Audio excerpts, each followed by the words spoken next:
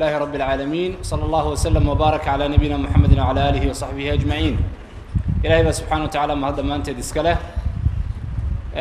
waxay noo sii socon doonaa casharadeenii bisha Ramadaan waa kulankii toddobaad xagga su'aalahana waa kulankii afraad waxa runtii aan ka cudur daaranayaa dad badan oo su'aalo saddexdii cisho la soo dhaafay sheekhu ka jawaabay runtii soo celinaya waxaan markaa ka codsan lahaa runtii inay dib uga daawadaan bogga sheekha ee Facebook-ga ama YouTube-ka sheekha ama TV-yada markaa Home Cable TV iyo Som News oo habeen walba markaa su'aalaheena ay ka baxaan waxaan si toos ah markaa u geedgeli doonaa su'aalaha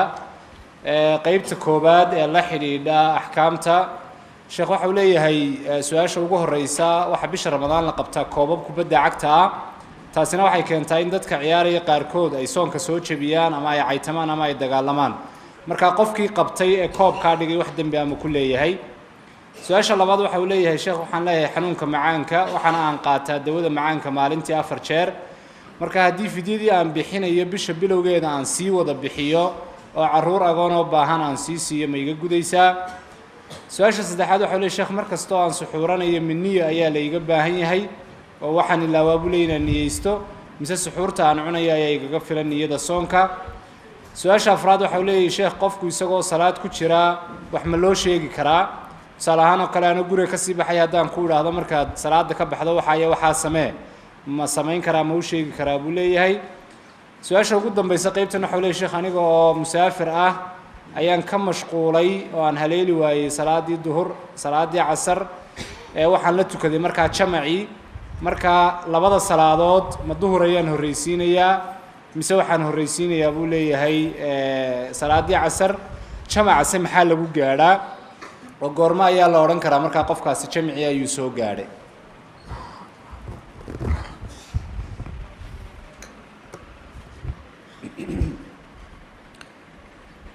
الحمد لله والصلاة والسلام على رسول الله وآله وصحبه وسلم وبعد كبدا العيار يا رمضان waxay sabab u noqotaa dad badan inay soomka jabiyaan sidaas su'aashaba ku jirta marka qofka ciyaaraya hadii uu jabiyo bishii Ramadaan ciyaarta daraadeed dembi weyn buu ku dhacay marka islaamkii mid ka mid oo Ramadaan buu ku xadgudbay waxa ku waajibay inuu Ilaahay u toobad keeno dibna aanu ugu noqonin soona qaleeyo hadii Ramadaan kubad la qabanayo habeenkii la qabto laakiin casarkii la ciyaaro waa arin aynu oran karno dad kala ka dambeeya waxa dhiirigeliyay hadiye jeer hay'adaha samafalka sheegta oo daayirta kala dagaalamaya Ramadaanta marka qofka maal galiya wuxuu soo galayaa wala tacaawanu cala al-ithmi wal-udwan dembi iyo xadgudub ayay isu kaashadeen ka ciyaaraya ka maal galiyaba marka Ramadaan in lagu xadgudbo karaamadeeda sabab la'aan qofku uu jabiyo ama mid jabinaya la kaaliyo waa xaraan qofku hadii uu macaan qabo ha tijaabiyo inuu soomi kariyo in kale haddaanu soomi karaynin qallayna karayn raashinkum buu bixinayaa raashinkaasina waa 30 kiilo waa qadimi karaa maalin walba markuu afurayana uu bixin karaa labadaba way banaayin markuu qofku cibaadada niyoonayo shardi ma aha inuu ku dhawaaqo nawaytu sooma qadin inuu intaasoo kala akhriyo ama usalli farda dhuhri wax daliila ma laha taas niyo waxa kuugu filan inaad soo kacday oo aad u diyaar tahay inaad suxuurato maxaad u suxuuranaysaa dib bari baad soomaysaa intaasaa kuugu filan النية محلها القلب نية ماشى لقى نية ذا وقلبك مركا واد نيسنتي كل هذا كنت تلاقش إن السحورة طاعت صنت إن وحلا آخرية دليل ماله قفكم مركو تكنيو هذي لقى مارمار نقطة إشارة نواتين كرتا قعنت أما والقبان كرتا سياد أصح ذا قبلدي سيا وحلا مذا كلمة نوات كورن كرتا وانا يدعى رسول صلى الله عليه وسلم isagoo salaada ku jira inuu ishaarooyin bixin jiray ama ba qof tukanaya uu la hadlay way dhacday axaadiista way ku soo aroortay saxiixa salaadii duhuraday ka tagtay oo casarkii jamac la tukanayso jamaca iskala tuko horta kadibna duhurkii soo celi laakiin haddaanad jamac la tukanayn casarkii baad horreysiinaysaa waxaad horraysiinaysaa baan leeyahay cafwan duhurkii baad horraysiinaysaa kadibna casarkii saasaad isugu xigsiinaysaa laakiin haddii jamac jiro jamaca iskala tuko kadibna soo qallee salaaddii kaa tagtay ee duhurka ahayd wallahu aclam jamaca inta ugu yara lagu gaari karaa macnaha wuxuu uga jeedaa ayaan filayaa marna waa ragcadda marna waa fadliga jamaca ragcadda sara joogaad ku soo gaari karta ama rukuucda laakiin fadliga jamaca wuu soo gaari karaa qofku intaanu imaamku salaada ka bixin haddii markaad allaahu akbar tidhaahdo uu isaguna yidhaahdo assalaamu calaykum waad soo gaadhay fadligii jamaca laakiin badownimo waxa ah dadka qaarkoodoo ka baxa oo wuxuu sonaya kol haddaanad fadhiisanba mabaad soo gaadhinba dabeetana intuu hareeraha eegaabuu mid kale cusub iska bilaabanaya marka badownimada ama aqoon darradu waxay ku seejin kartaa fadliga aada gaari lahayd wallahu aclam jazaaka allahu khayran fadiilat sheikh qeybta labaad ee su-aalaha su-aaliyaduna sidoo kale jamaca la xidhiidha waxau leey sheekh haddii aan ka habsaamo salaada jamaca ee masjidka annagoo dhowr qof ah kadibna aanu jamac labaad samaysano darajadii salaada jamaca ma leenahay su-aasha ku xigta gabadh baa soo qortay waxay leedahay sheekh indhakuusha dumarka waxaanu ka ogeynin dumarku ay marsadaan waxaanan maqlayn raggu marsan karo marka miyay u bannaan tahay ninku inuu indhakuul indhihiisa mariyo su-aasha saddexaad waxa uu leeyahay sheekh haddii aan qaadka iska daayo inuu xaaraan yahayna aan ogahay ilaahay dartiina aan uga tago deyntiisii laygu lahaa miyaan iska bixinayaa mise waa xaaraana sidaasaan markaa iskaga dhaafayaa su-aasha afraad waxa uu leeyahay sheekh ilaahay subxana wa tacala wuxuu qur-aanka ku sheegay waalidka ku dhalay in loogu duceeyo waqul rabbi irxamhumaa kamaa rabbayaanii sagiira markaa ducada ayeydayo isoo korsatay haddii aan ugu duceeyo ma soo gelaysaa mise ducadaasi waxay gaar u tahay labada waalid ee ku dhalay oo keliya su-aasha ugu dambaysa qeybtan waxa uu leeyahay sheekh qofka diinta caaya haddii uu sidaa ku dhinto isagoo aan ka toobadkeenin salaad ma lagu tukan karaa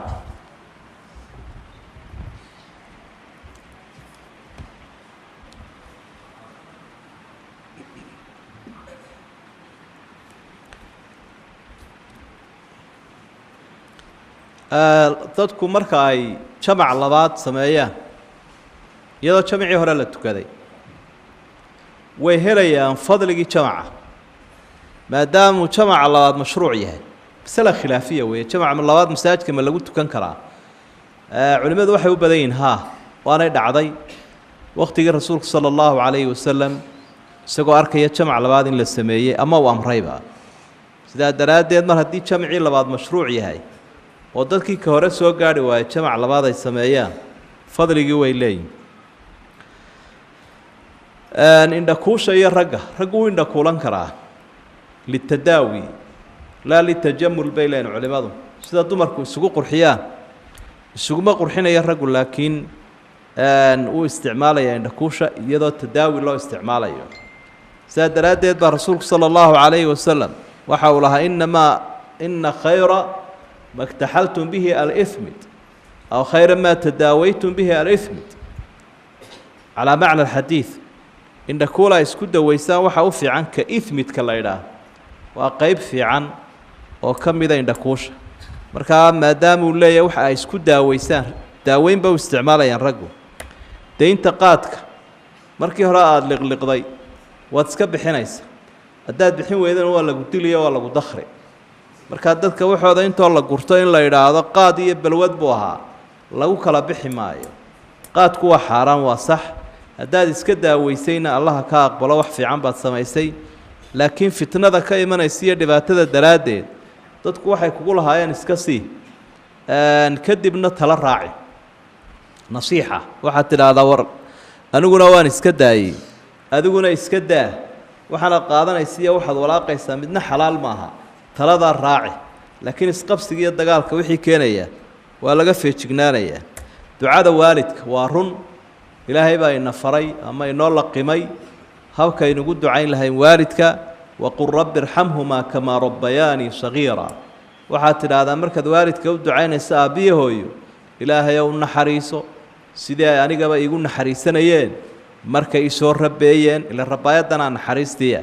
markaa haddii aad aabbiyo hooyo dhaafinayso waqul rabbi irxamhum kamaa rabbownii sagiira jamac baad ka dhigi markaa adiga oo duca ahaanuun maaragtay ugu ducaynaya laakiin markaad lafdiga aayadda raacayso musanahaasaad ku dayn doontaa kadibna waad u wada niyoon doontaa qofka diinta caaya ilaahay rasuulka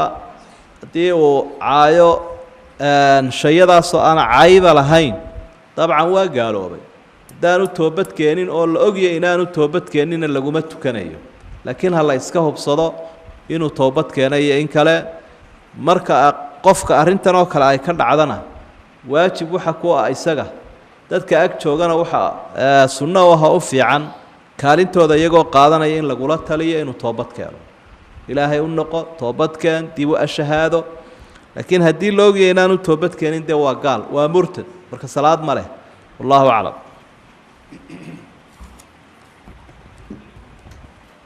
jazaaka allahu khayran qaybta u dambaysa ee su-aalaha fadiilat sheikh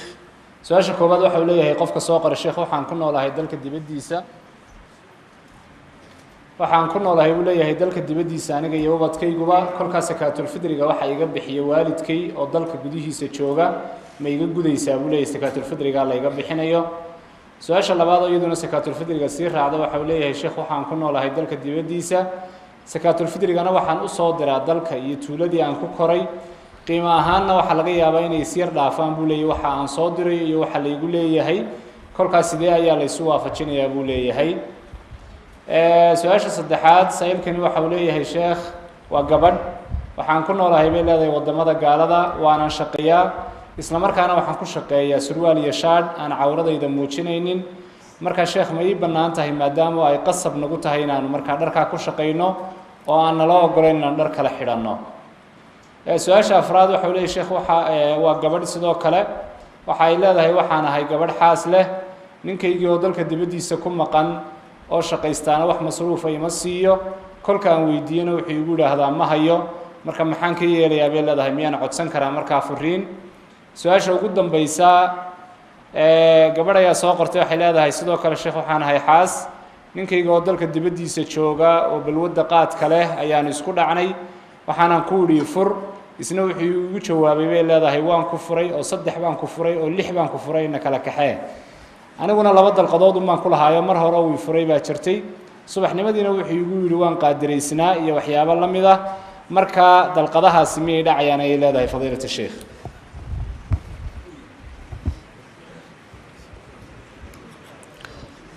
sakada sakaat fidriga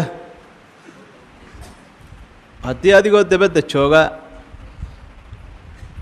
lagaa bixiyo qof gudaha jooga uu kaa bixiyo maadaama aanad haysanin adugu waxa kula gudbanuun inaad adugu wakiilato kol haddaanad sabi ahayn oo dee qof sabiyi keligii dabadda uma safray nin weyn inaad tahay baa muuqanaysa marka adugu wakiilo waayo cibaadooyinku waxay u baahan yihiin qofka ay ku waajibeene xilkaska mukallafka inuu isagu iska bixiyo ama cid uu u wakiishay marka ayuu qofku iska bixinuuna hebelow ma kaa bixiyaa waanu idhaahdaa ama waanu idhaa hebelow iga bixi sakaat fidri waa ansaxaysa dabadda haddii aan looga baahnaynba dadkaa ku ag jooga aanay ahayn dad fuqaraa ama baahan bulshada soomaalida ee baahan ee gudaha waddanka joogta waad u soo diri kartaa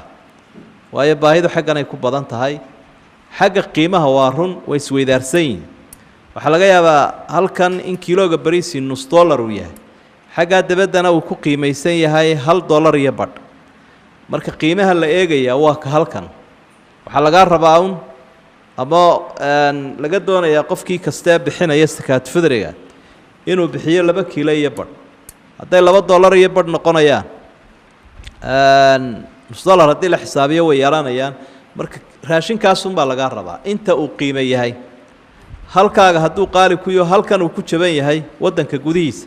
kaa jaban unbaad raacaysa haddii qofku uu siyaado ku darana wax dhibihi kuma jiro oo dadka qaarkood baa lacag siyaadaha soo dira intii sakaat fidriga marka laga bixiyo inta kalena sadaqa sunnaa unbay u noqonaysa su-aasha inantaas surwaalka gashanaysa ayna soo weydiisay waa fahmaynaa oo kolley waa arrin la xidhiidha shaqooyinkan gaalada lama ogolo gabadh hayruufayso xijaab weyn sidataa inay usoo shaqo tagta xafiiska sidaa daraaddeed waxaa la odhanayaa dirayskaasay meeshu leedahay dirayskaa gashaama naga tag markay u sahlan tahay ama dadaashaba khimaar yar bay raacin karaysa shaarhka iyo surwaalka khimaar yar ama masar yaray dhakadiiyo intaa qoorta ku xidho ayay raacin karaysaa intaasaabaa la isku haystaa surwaalkiina waa surwaal dabcan dee aan xijaab dusha kaga sii daysnayne sida kaa raggaba unbuu cagihii iyo hoostiiba ay u qalaalan yihin markaa ma fasixi karayno xijaab la-aan inaad u shaqo tagto adigoo xijaabkii iska tuuraya faralkaa qur-aanku sheegay inaad adduunyo raadsato markaa meel laguu ogol yahay xijaabka iyo shaqadu isu kaa waafaqayaan raadso oo ama dalkaagii iskaga soo noqo ama waddamada muslimka u shaqo tag ama dad kaleo muslimiinoo kuu ogol shaqada iyo xijaabku inay isu kaa waafaqaan laakiin xijaabku waa diin ee diintii inaad u tuurto dunyo aad raadinaysa fasixi kari mayno markaa iskaga tanaasulo diinta ilaasho ninku haddii uu ku biilin waayo waa gabadha kale ee su-aasha 14aad leh dalqadda way codsan kartaa gabadhu laakiin waa inay dee mudiico tahay iyadoo diyaar ah oo khilaaf wadin oo mutamakina la idhaah ogol ninkeedii iyo aqalkii iyo reerkii hadduu biilin waayo maxkamadda way ka ashkatayn kartaa fasakhaadna way codsan kartaa mar haddaanay fitnada iyadu wadine isagu uu waajibkiisii dayacay ila ilaahay wuxuu uhi liyunfiq duu sacatin min sacati waman qudira calayhi risquhu falyunfiq mima aataahu allah qof waliba wixii uu helaya inuu siyaabo ahayd ubadkiiyo oorida haddii uu dayacay oo uu si calaada u bixin waayey waa sababaha ay ku mutaysan karto inay fasakhaad dalbato su-aasha u dambaysa 15aad waxay sheegaysaa gabadhaasi ay leedahay dhowr jeer buu furiinkii ku celceliyey ma furanahay haddaanad sidaa ku furnayn maxaad ku furmi lahayd mar buu furay oo mar labaad buu furay oo mar saddexaad buu ku furay waad furan tahay markaa wixii kale xuquuqaha aad kala raadsanaysaan isula taga qaadi ama culimada kolba meesha aad joogtaan idinka agdhow iyo haddii xataa isku noqonaysaan oo ay suuragal tahay in qiil la raadiyaba laakiin sidaa aad sheegtay imika waad ku furan tahay wallahu aclam جزاك الله خيرا الله سبحانه وتعالى شيخ محمد شيخ عمر جزاك الله مريو ميزانك حسناتك إلهي أوساره إننا إلهي سبحانه وتعالى إنه أنفعه كلنا حقيقين تنسوا من دون مساسين والسلام عليكم ورحمة الله